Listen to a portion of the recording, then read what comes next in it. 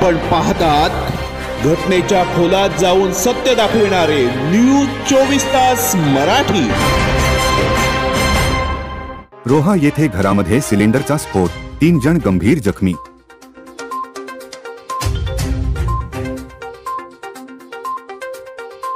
रोहा शहरातील भुवनेश्वर येथील रहिवासी मनोहर अंबाजी घोसाळकर यांच्या घरात 5 किलोच्या सिलेंडरचा स्फोट होऊन 3 जण गंभीर जखमी झाल्याची धक्कादायक घटना घडली आहे।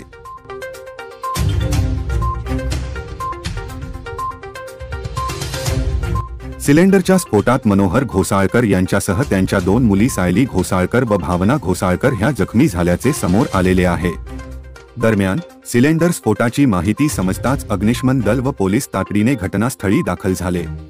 यांतील जखमींना पुढील उपचारार्थ नवी मुंबईतील ऐरोली बर्न सेंटर येथे हलविण्यात आल्याची माहिती रोहा पोलिसांनी दिली। स्फोटात घर आणि घरातील साहित्याचे मोठ्या प्रमाणात नुकसान झाले। स्फोटानंतर शेजारी व नागरिकांनी वेळीच सतर्कता दाखवत आग आटोक्यात आणल्याने मोठा अनर्थ टळला। घटनेचा अधिक तपास रोहा पोलीस निरीक्षक प्रमोद बाबर करीत आहेत।